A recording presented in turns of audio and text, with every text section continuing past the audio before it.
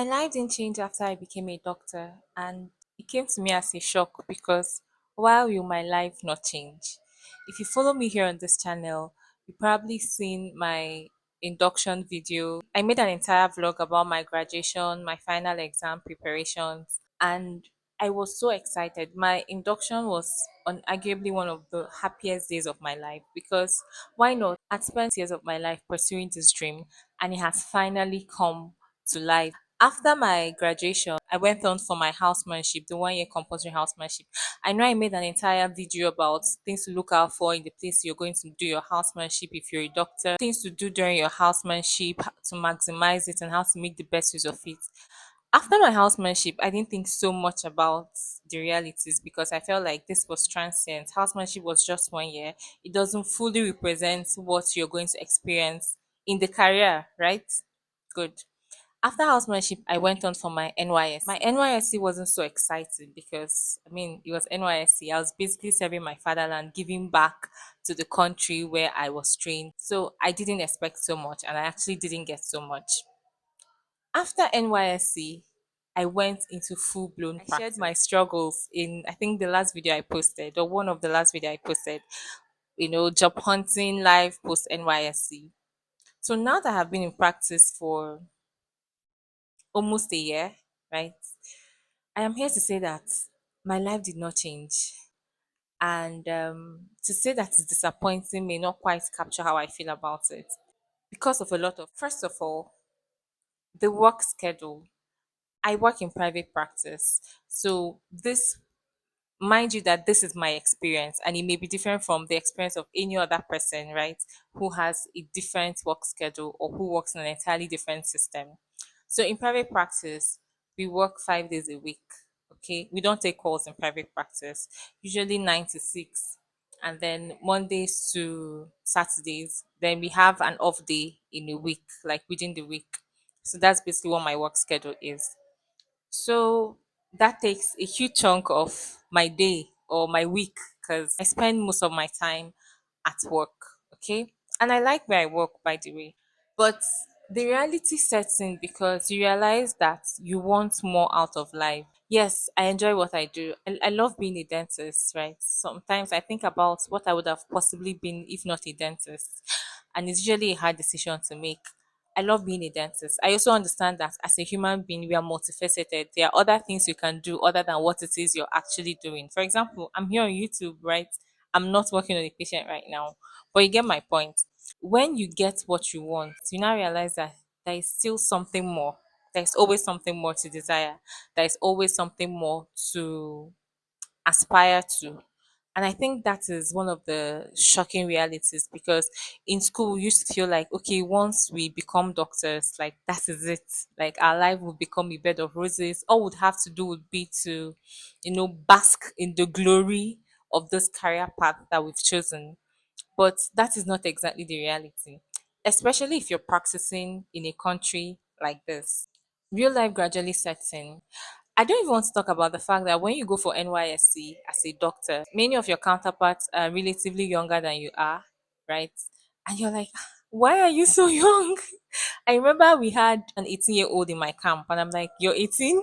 Are you serious? So, this career path takes a chunk of your life, a chunk of your 20s, right? And you begin to realize that, okay, now that you have it, life doesn't excuse you. Life doesn't say, okay, well, you're a doctor, so the challenges you experience are going to be peculiar to doctors. No, not quite.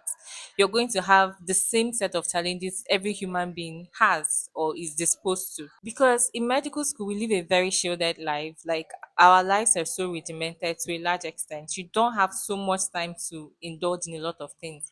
It has its good parts because you're not exposed to a lot of things that are unnecessary.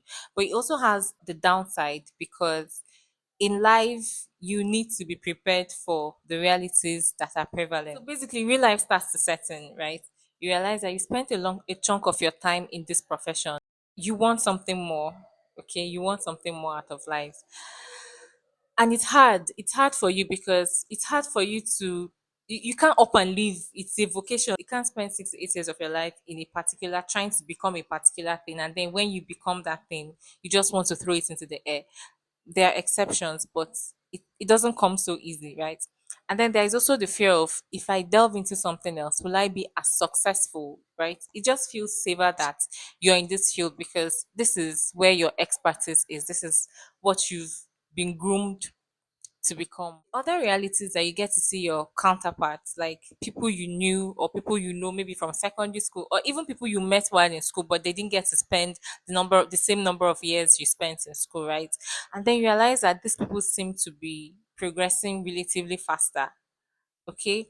So, for example, if you finished secondary school at 16, like I did, and you got into the university and you studied a 4 year course, that means you're graduating at 20. Okay. Then you go on for your NYSC, that is 21. You still have like 9 years in your 20s to figure out what you want to do with your life. Okay. You can afford to delve into a lot of things, fail at them, start all over. Now, if you spent 8 years in school, right? And maybe you got into school at 19 or 20. That's 28 years of your life. And then NYSC and house job, that's 30 years. So you've basically spent 30 years of your life trying to become this one thing, right? You do not have that same luxury as the person who, finished a lot earlier and had as much time as they did. You get my point? And now you start working and you start earning and you realize that the money you're earning is not as much as you imagined it was going to be. Okay, because the economy is changing, the living situation is changing, there is inflation, and as a salary earner, you're basically stuck with the same salary. So you have to make adjustments to your life, right? And it is tough, it is difficult, especially for people who have families that depend on them, families that they have to feed, or younger ones that they have to take care of. Sometimes I think about it and I'm like, how do these people cope? Okay. So that is another reality. And you're constantly in a survival mode. You're thinking, what do I do next? Even when you come up with ideas, even when you come up with things to do next, you do not have the time to execute them because you spend so much time at work. The work that the pay is barely meeting your needs. So it's a cycle that just keeps repeating itself. And it is a reality that I'm not sure any of us were mentally prepared for. I know when we were in school, they tell us there is no money in medicine, no, there is no money in medicine, there is no money. Like, okay, but when you're living that reality, it becomes more tangible, it becomes more relatable. And as you get older, as time goes by, you realize that you have bigger dreams, you have bigger aspirations. When we were in school, our dreams were just to pass this MB, do very well in the exam, maybe get distinctions, and just become a doctor. Yeah, eventually that's the aim. Maybe on a long term, become consultants or climb to the apex of the career. In real life, you realize that there are other things you want to do. Maybe you want to start your own, I don't know. It, you just realize that there is something more. There is more to life than you going to work every day and attending to your patients. There are other things you're interested in and you want to delve into those things. Sometimes these things cost money and your salary cannot support them. Okay, so these are some of the harsh realities. So you begin to ask yourself, was it worth it spending all these years in school to attain this, have this degree and become what you are right now? Was it worth all the efforts? If you have spent this time doing something else, I had someone say that if he spends all the years he spends learning or studying to become a doctor in learning how to, sell spare parts, that by now he would have become a very successful businessman. And we laughed about it, but there is an iota of truth in it. And in all honesty, right, considering the nature of work that we do, now I'm referring to both dentists and medical doctors. In fact, basically for any profession you have, but let me limit it to the scope of what I'm exposed to. Looking at the nature of the work we do, right? If we were working in a place where values the amount of labor that you amount of effort or work you put in, no doctor who is working should be thinking of, doing something else to augment their income. Honestly speaking, it is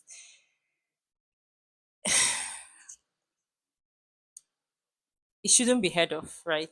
But this is the reality. This is the reality of so many doctors. Let me not even talk about people who work in facilities where they don't pay them months on end. Like they work this month, they don't earn any salary. They work the next month, they are still being owed. They work the third month and they are still being owed. And they are still expected to show up at work. Right. So These are some of the realities that sometimes when you sit back and think about them, you feel very discouraged. And do you know the saddest part? Time is ticking. So even the other dreams and aspirations you have, they are not going to bring themselves to reality. You need to fulfill those dreams. And you just ask yourself, is this all to my life? Is this what is going to happen? Is this what I'm going to keep doing? And before you know it, it's 5 years, it's 10 years, it's 15 years. So these are some of the surprising realities that I have encountered in my period of practice. And I just want to put this out there for any young person, maybe you're an intending doctor or you're a student or you're a young doctor like myself. So this is what I have to say. If you're a student, do not box yourself inside the medicine dentistry practice. It's good, right? But you should learn skills. I know that it's not an ideal advice, but honestly, looking at the reality that is prevalent, you should learn a skill, learn a trade. There has to be something else you know how to do outside what outside this medicine, something that make you happier, something that can fetch you more money, something that takes you out of your normal routine of being a doctor. And so that we don't feel like this is all there is to our lives and feel very discouraged. This video is already long enough. Maybe in another video, or I'm going to create a second part to this video where I share things you can do as a young doctor, right, to break the repetitive cycle. Thank you very much for watching this video. I haven't been here in a while. I don't even know what I'm supposed to say towards the end of this video. But if you watch it up until now, please give this video a thumbs up. If you have any question, if you have anything you want to contribute to this video, please leave it in the comment section. And if you have anything you want to say to me in person, please send it to my email. My email address is jenniferohanwevlog@gmail.com. I see your emails and I respond to them as soon as I can. Do take care of yourself and see you in my next video.